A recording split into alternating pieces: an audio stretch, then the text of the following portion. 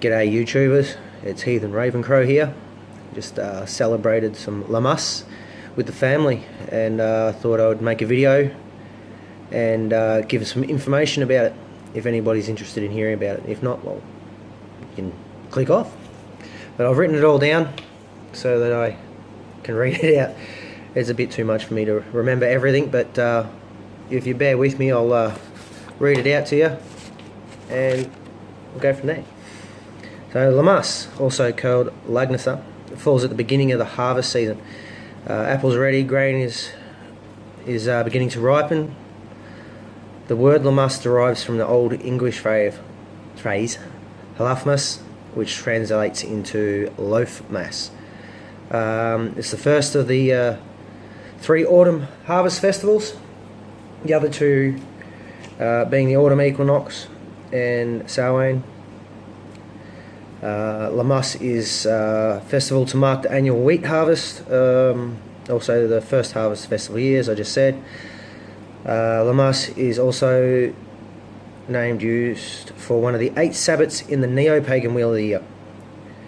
It's the first of 3 autumn harvest festivals, again as I said before, the other 2 being the autumn one, which is also called Mabon, and Samhain. In the northern hemisphere it takes place around the 1st of August, while down here in the southern hemisphere it's celebrated lammas the 1st of February, if people don't understand that, but we celebrated it today being the 3rd. Lammas in Norse, which is my main choice of religion, if you want to call it that, is compared to Freyfaxi or Freyafest, marking the beginning of harvest. As a fertility deity, Freya would be intimately tied to the land and the food grown upon it. So it was time for celebration with horse races. Yeah, even had horse races back there, and a feast for the god Freya. Thor was also honoured as his wife Sif, whose golden hair reminds us of the wheat fields. Traditionally, 3 stalks of the first grains are bound together into a sheaf and kept as an amulet for good fortune. Depending on your individual spiritual path, there are many different ways you can celebrate lammas, but typically the focus is on either the early harvest aspect or the celebration of the Celtic god Lo, Norse Freya, or others. Being it's to do with the sun as well, you could have Ra, which is the Egyptian one, but there's heaps of them. I had a look at it earlier and there was literally hundreds of gods associated with the sun and light, so yeah, a bit too much to mention them all, I think. And then some of them I can't even pronounce, being Chinese and things like that. A bit how you going. But it's the season when the first grains are ready to harvest. Yeah, said all that before. It's also a time for be grateful for the food that we have on our tables. Without that shit, we'd be dead. In some Wiccan traditions, lammas is the time of year when the goddess takes an aspect of the harvest mother. The earth is fruitful and abundant, crops are bountiful, livestock fatten up for winter. However, the harvest mother knows that the cold months are coming, and so she encourages us to begin gathering up what we can. This is the season for harvesting corn and grain, so that you can make bread to store and have seeds for next year's planting. Just adjusting that before it falls all over the place. In the modern world, it's easy to forget that the trials and tribulations of our ancestors had to endure. For us it's pretty easy. We need a loaf of bread, we simply go down to the local shop or grocery store, whatever you want to call it, supermarket, buy a few bags of pre-packaged bread, and honestly it goes off pretty quick. If we run out, it's no big deal, we just go and get more.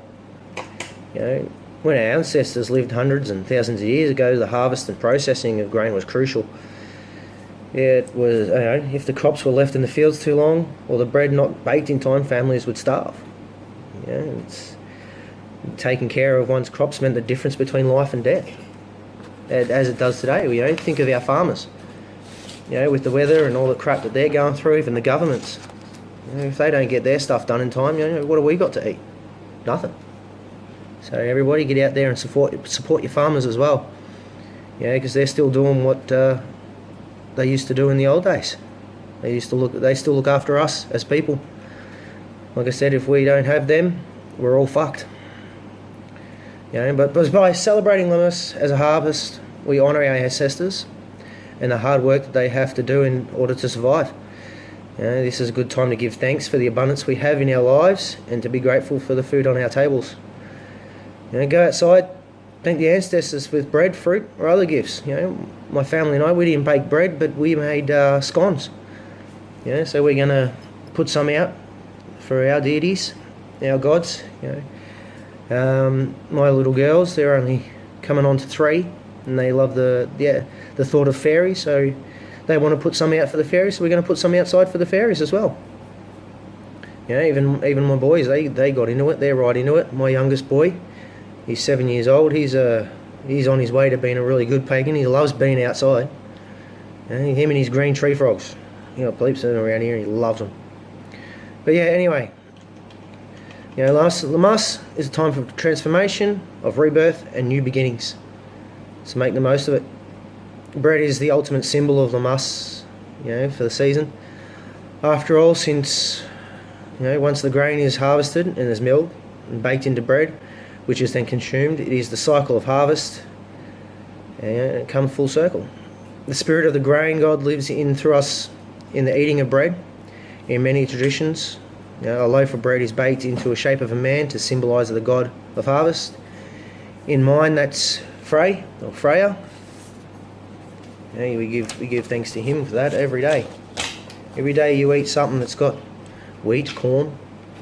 It's got to do with him, and the others, of course. But that's my video on Lammas.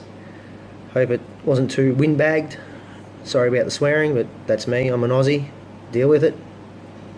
You know, and see you next time. Skull.